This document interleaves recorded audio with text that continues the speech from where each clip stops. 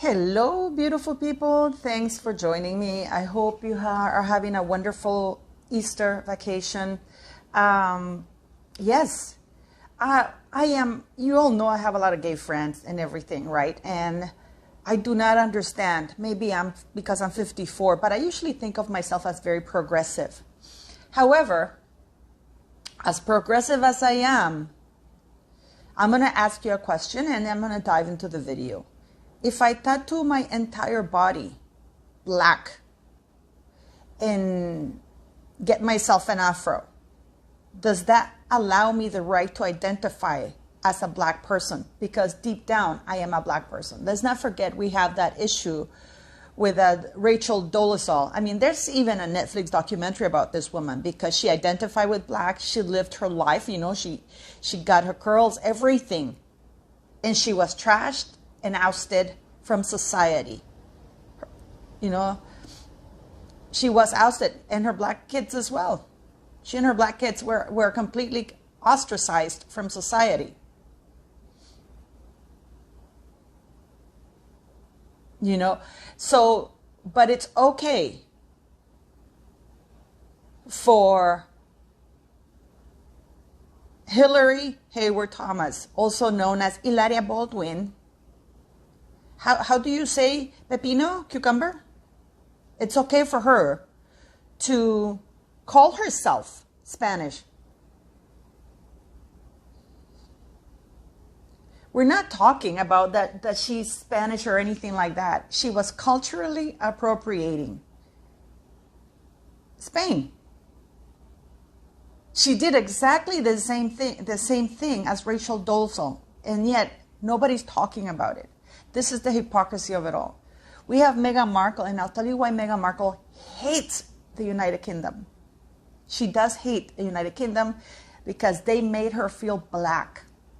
They reminded her every day that something that she wants to ever forget, she has in her blood, which is black heritage. The idea of having the chorus of with black people, you know, with the black music and everything, not black music, but the chorus with black people for her wedding was King Charles' idea. And I think that the priest that they brought over I think she felt compelled to, because I think that the priest was from Chicago and he was black. But he stole her thunder because he went on and on and on during her wedding. And it is just my personal opinion that the reason why she says is not that she had issues in the United Kingdom, is the fact that she was reminded that she was part black, which is something that she finds distasteful and beneath her. It's something, and I really think that Meghan is angry. She has to use the black card, like she says. I was never treated like a black woman until I got to the UK. Because for her, being treated as such is awful.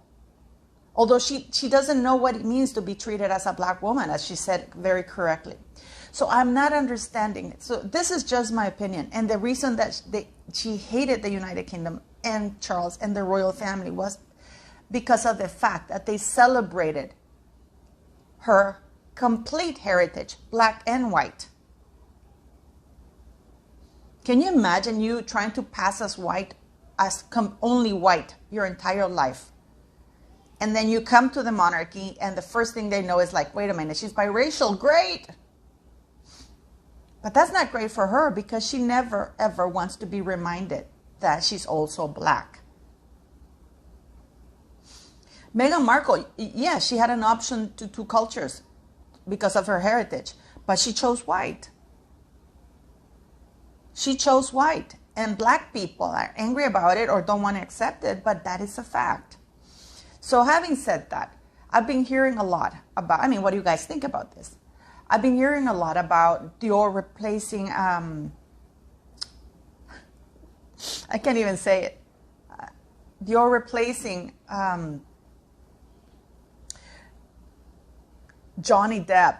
I mean, Johnny Depp can be 90, wrinkled as a raisin, and he'd still be hotter than Harry at any age. I mean, what do you guys think? Yeah, the Dior wants to replace Johnny Depp for this clown with a title who thinks is the king of the United States. It's laughable. I mean, Johnny Depp can be 110 years of age, wrinkled, with no hair, and he still be a better choice than this disgusting, because I find Harry disgusting, not because of his appearance, but because of who he is. It makes him look uglier, but that's just my opinion, right? So can you imagine Dior changing gorgeous, gorgeous Johnny Depp for that clown? Sidebar, I was in Oslo, and in Oslo, I went to the store to buy Sauvage for my son Henrik for his birthday. And the store was absolutely packed. This is during the Amber Heard false trial, her false accusations. And most of the people buying the Sauvage thing were women. I was one of them. But you had a bunch of guys too.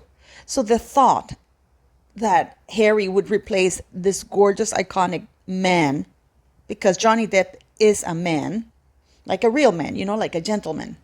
For Harry, I'm not buying. Well, but you never know, because, this is where we're going to get into the video about me tattooing my whole body black and having myself without. Dylan Mulvaney may go to the White House and talk to Joe Biden. I don't think Joe Biden remembers he talked to him. Dylan Mulvaney may want to call himself a woman now. Dylan Mulvaney might have removed his apple, his Adam's apple, his body parts, but it doesn't make him a woman. And this is where the question comes. If I tattoo my entire body black and I get myself an afro, can I call myself black now? Or how about Maori? What if I want to be if I call myself one of the Maori tribes, from New Zealand? How about that? Can I do that? Can I do that? So Nike clothes for me are a no. I will never, ever, ever buy Nike. Ever, not even shoes. And you know that I love Cristiano, because I adore Cristiano, and I think Cristiano represents Nike. But this Dylan Mulvaney was hired to represent a campaign for women. No. I wouldn't have had a problem if he had been hired to represent or front a campaign for transgender people. I don't have a problem with that. Absolutely not. But to represent us women, no. I can guarantee you that if I tattooed my whole body black and I put myself an afro hair and I go around calling myself black, I will be probably canceled completely in culture. Or if I go looking call myself a Native American.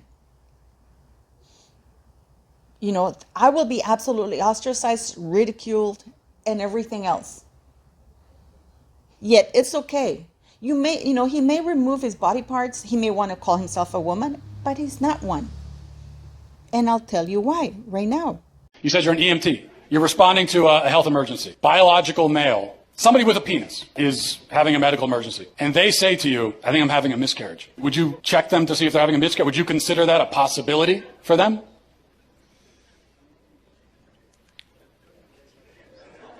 Look.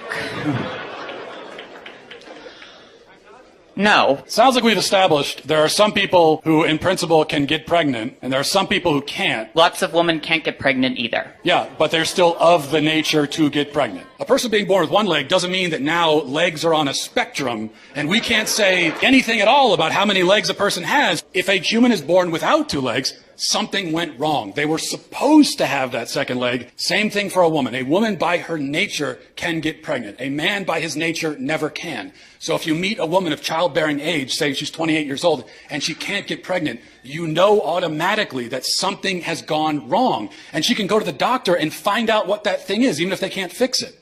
Whereas if a male with a penis can't get pregnant, no doctor on earth is going to run tests to see what's wrong with it. Because they already know it's that he's a male, and there's only male and female, those who can get pregnant and those who can't. So, that's it. So Jeffrey Marsh, this guy's called that. He did a tampon commercial for women, and if you go to his TikTok account, he's very proud of that. Okay, I did a commercial for a tampon commercial or something like that. How can he know what a period is? He's a man with a penis. He doesn't have any ovaries, any uterus. He doesn't have anything. And just like you just heard this guy said in this past little video before you got here, nobody would ever think that he can have a miscarriage. So how can he be doing tampon commercials? Please, somebody explain this to me in a language I can understand, because I don't. So at least he was smart enough not to say who the tampon company was, because probably they would get canceled. So I consider myself a sensible person, inclusive. I hate using that word, but apparently that's a fashionable word now. But neither Dylan Mulvaney nor Jeffrey Marsh can ever represent me. Ever. And I just want to ask you, do you think that that Meghan Markle's anger stems from the fact that her black heritage was what was the part that was most celebrated about her in the United Kingdom, which is something that she wanted never, ever to be celebrated? I personally, I'm not going to tell you what I think. Well, I kind of did already. But I really do think that she resents the fact that she was reminded on a daily basis, not only reminded, but that it was celebrated on a daily basis, her mixed heritage. And that is something that she didn't want to, because she wanted, and I always think that Meghan Markle has always wanted to be white, completely white. She's white because she has white heritage. I remember when she said that she cut her hair to look like Andy McDowell? I think it's called McDowell, I can't remember. But she was in 4 weddings and a funeral, and she cut her hair to look like her. She didn't cut her hair to look like Aretha Franklin or even Oprah. She cut the hair to look like Andy McDowell. I think that's her name. Please correct me if I'm wrong. But what do you guys think? Do you think that's why Meghan Markle hates the monarchy so much and the United Kingdom? Leave me your comments.